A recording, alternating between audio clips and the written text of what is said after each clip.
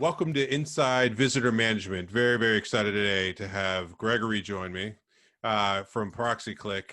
Pretty excited. My hesitation you saw there is because it's the first time I've actually said welcome to Inside Visitor Management. So in conjunction with the launch of the new site and the excitement around that, I'm extremely excited to have you join us to be the first video that we do with this. So thank you very much for taking the time, and I'm excited to hear about the news that you have to come out too. Thanks, Lee. It's great to be here, and congrats on launching that new blog inside visitor management. I was always wondering when that would come, because access control and visitor management are working closely together every day more. So good timing with the launch. And by the way, I love that video, that animation that you published, I think last week or 2 weeks ago, showing the pre and post-COVID evolution around a few topics. Visitor management is one of them, and there was another one called pre-registration, which has a straight line going up from within COVID to post-COVID. Yeah, no, thank you. I'm glad that you saw that. And I mean, I mean it. I mean, I think it's important for us to pay attention to those trends that are happening. And, you know, it's funny that graphic, you got a little bit of attention for the fact that you could tell that our industry is still that sort of purist where it was a combination of past data and then future data, if you would, on that end. But yeah, I'm a firm believer that the pre-registration side, the access control side of this, the rich user interfaces that the visitor management systems bring, and I mean that's why we're creating this place now for people to go to find out more information around what I think is going to be, and we've written it even in that blog about the Trojan horse side of visitor management being to the access control. It's going to have a much bigger impact than maybe historically it has had. And you know, and it's rapidly changing. So, and your company is an example of that. I agree, and I remember when we started years ago now, 2014, I think, when we started focusing on visitor management exclusively, there were like 10, 15 different layers on cloud-based visitor management. If you look on Capterra or GetApp, these websites where you find a list of different cloud solutions. And today, I think it's close to 200. So the market has exploded in the last 5-6 years. Yeah, absolutely. I think it's sort of the evolution too, where probably if you think about it, the iPad probably had a lot to do with that. And then the ability for people to make software easily and some of the tools. So, but it's different though, right? And I think there's a place for some of those, and we'll talk about it. But there's also the ones though that it's about workflow and it's about people and identity, and it's much more involved, if you would, than just being a clipboard. It used to be about the iPad, getting rid of the paper logbook and replacing it by an iPad. That was it. And now it's about security. It's about a piece of software that you connect to multiple other existing software within your organization. Talking, of course, about access control that visitor management integrates with, but also Wi-Fi for guests, meeting room management, parking management, all of that pieces of the process along the visitor journey. So Proxyclick has been around now for a while. We have customers, enterprise customers around the globe, offices in Asia, Europe, and the US. I'm based in New York, and we have customers like Airbnb, MetLife, Vodafone, L'Oreal, using Proxyclick as a piece of software to connect those pieces together. Yeah, and I think the interesting part there too is that it's big names that see the value, and small names, right, that see the value as well. But it's a testament, I think, to the importance of that system to drive, again, security. I'm also really interested in digging into some areas at some point with you around risk. I think there's an area around that, data, that side of the thing, right? Yeah. So that's why I think it's, again, I think from the access control side, we focused it on it being more about a clipboard turned digital and an NDA. That was probably like the beginning and the end of where it started, right? And then it bridged a little bit into notifications as well, but and it kind of stopped there. And now though, it's the richness of it is exciting, and it's why it's going to be, I think, a driver of specifications and how people pick products, that we haven't necessarily thought about that we're going to have to start getting a lot smarter about? And that's what we are announcing today. Actually, it's a new an enrichment of our existing offering. We're launching today Touchless Check-in in the context of COVID, of course, but it's also an extension of what we've been doing in the past. So basically, Touchless Check-in is 3 steps. It's remote registration, allowing visitors to answer questions, watch a video, sign an NDA from their smartphone, no app to install, just click on the link, click on the invitation that you receive from the company you are supposed to visit. So that's the first step. The second step is the actual check-in when you arrive at the front desk, either on the access control system with your smartphone. You go through the gate without touching anything, and even connected to destination dispatch if you want the elevator to take you to the right floor. And or second option, the iPad at the front desk with the QR code camera activated. No need to touch anything. You just move your status to check in by just showing your phone. So that's the second step. And the third step in the process is exactly about data. It's about data protection. It's about data deletion. When your visit is finished, the company, the user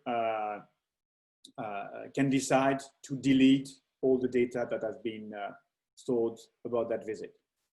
Oh, that's interesting. So that's an area I didn't see coming. The data privacy, almost like the right to be forgotten in a kind of in a way around the data. So like kudos to you all to thinking that sort of the next steps forward on it, not just the tactical side of getting somebody into a building, but then thinking about the need to give people the opportunity to control their data. That's interesting. It can be defined at company level how long you can keep the data. So, and you need to justify why you need the data to stay on our server for that duration. So some customers do erase every day, others 6 months, 1 year, because they might need the data in case of audit. And you know what?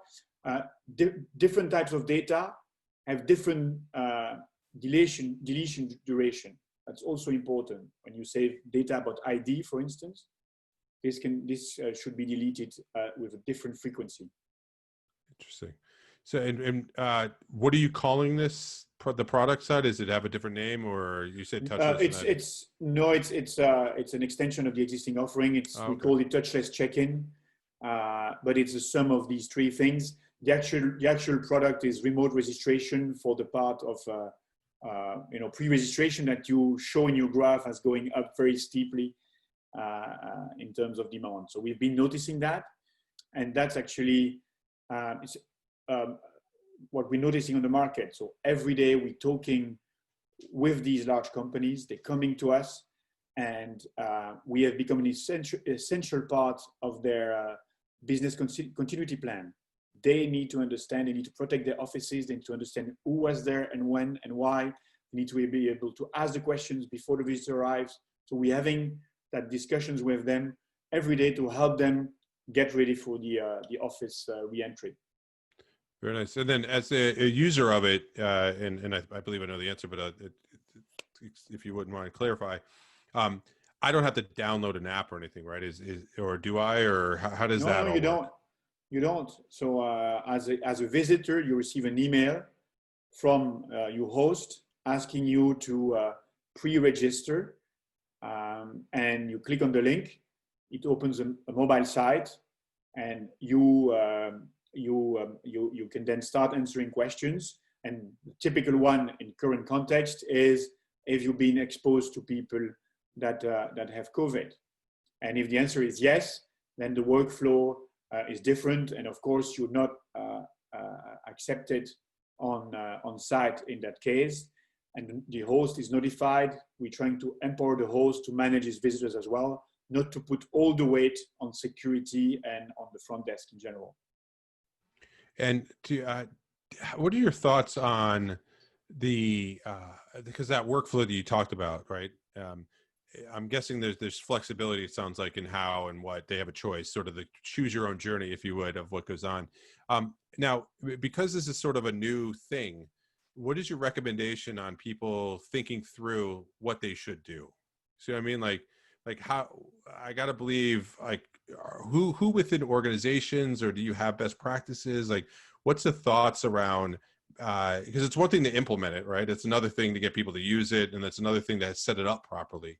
So, what are your thoughts around how companies? Because this is a new thing that they're having to do, and by typical fashion, people are slow to change and maybe sometimes habitual. So the stickiness of it is going to be very important that people use it. Now they're going to force people to do it, so that's going to help. But what are your thoughts on sort of best practices that companies can use to make sure they're at least approaching it properly? So what we're hearing from our customers now is that it's not a nice to have, it's a must have. Your visitors will not enter the premises if he hasn't answered the questions. So we've heard companies being extremely strict about this. They're not going to run the risk. So they will block the access to their sites if visitors have not been asked the question and answered the right way. So we see that a lot when talking to companies. Now, we've been talking to companies in different countries of different size, different industries, and you see different behaviors. So there is not one standard scenario on how they want to handle this. What is clear is that those questions and the flexibility in the way you can set up these questions is critical, as the requests are different from customer to customer. Yeah, I guess that's an important part too. It's, I mean, your organization's a global organization, so sort of handling those on a case by case scenario based off of cultural impacts, company policies. There's a lot of that goes into it, so that actually makes a lot of sense. I'm just curious, and I think it's something we'll continue to have dialogue around, because just like anything right now, there's a lot of people rushing to get stuff in place to get back to work, and then I think there'll be sort of a quieter period where start tweaking and turning knobs and pulling things to tighten it up for the process to understand sort of what's best for your company, and what how do you want to do it, and then we'll probably see some norms, like how we go to certain size companies will be done certain ways, and how we go to movie theaters another. Like they'll start to just be new norms, which is cool. They've been defining their own. Each company has been defining its own policy around re-entry post-lockdown. So some we open on one day and everybody can come in. Others have clear plan, 10% during months 1, and then 30%, and et cetera, et cetera. Some have even established a process whereby you need an approval by your management. You need to justify why you need to go to the office. So we see all sorts of plans, but I think our remote registration offering goes beyond COVID. So it's COVID accelerated it, of course, but it's something which has been there for a while. It's not new. Security of visitors has always been, security of companies exposed to visitors has always been an exception in the standard process of access control. So it has never been really managed properly. And so there is room for improvement there, and that's what we focus on. Yeah, I would agree. It's the moment's now for it, and it's been forced upon versus waiting for sort of natural selection of adoption of it, which is a positive in my mind, and I think in your mind too, that that is the process. The other thing that's interesting here, and I get your point of view, is this is one of the first times in the access control side, but even on your end, a lot of times that we're starting to interact with end users before they even show up to the building, right? And that's a different dynamic now of a stakeholder to think about how that relationship and interaction happens, not only from just a tactical point of view, but if you think about it from an opportunity of forming a relationship with customers in a different way. I'm guessing you've thought about it or have some opinions on that opportunity. That's one of the reasons also where they're coming to us, is because we've built that capability to communicate with end users, which access control don't typically do. So we've had those type of emails before. We have actually three actually emails we send in advance. The email invitation, which includes the map, route description, a PDF attached, contact details of both parties, date, time, etc. We also send a NDA to be signed in advance, and if they've signed on their phone, they go quickly through the process on the front desk. So it's part of the remote registration that we already had. And finally, we also send an email reminder and a text message reminder 1 hour before the meeting, reminding people, hey, you have your meeting today. Don't forget that you have to come and visit. That's on the visitor side. On the host side, the employee, we also have a relationship in the sense that we send them notification when their visitors arrive. We ask them to confirm that they will be done in 5 minutes or 15 minutes, or that the visitor is not welcome in one click. So we do that through Slack or through Team or directly from the mail. So those communications between end user through us is something we've been doing for years, actually. And what's exciting there, in my opinion, too, is it's a classic example of the digital access control or logical access control getting now involved into the physical access, and that this is the clearest manifestation of it, and it just opens up the portal of opportunity, added value creation. Because I think, and I mean, you tell me, but the access control industry has been sized based off of a very defined group. And Yes. and within that, we fight within that, and that's where the valuations come. This starts to expand it much broader, and I think that's when we start to see new innovations, new valuations around people, and then it just opens up, I think, the spectrum of opportunity that I think the industry on itself, from an access control standpoint, would have had. But now the visitor management side has sort of this new value creation. And it'll be an arbitrage for some. It'll be new for others. It'll be a mix of both. And I think this type of stuff with the touchless and the pre-registration and how you all are approaching it from a software standpoint is what's needed. So when we spoke last time, I told you we are about people.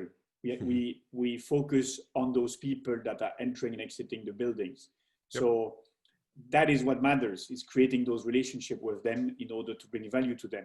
If you look at what's out there today, it's about access, it's about building, it's not about people. You even have software companies which have the name building into their brand. So we focus on those interactions with the people. That's where I think we can make a difference and work together with the access control industry to speak to those users. If somebody wants to find out more information or get a hold of somebody to find out more information, what's the best way to do that? Well, they can reach out to me on LinkedIn directly, or go on our website, contact form, ask a question, or chat on the chat box at the bottom right. We're always available. And just like last time, I'm reaching out to the access control industry. Come on and speak to us. We'd love to work with you, and we'd love to bring more value to those people coming in and out of those buildings. Wonderful. Well, thank you very much for being the first on the inside visitor management side. It's a new launch for you all, new launch for me. So this is exciting. I appreciate you doing that. You're a good partner. I love the interaction with the company so far, and I look forward to seeing much success. So thank you. Thanks, Rodley. It was great being here.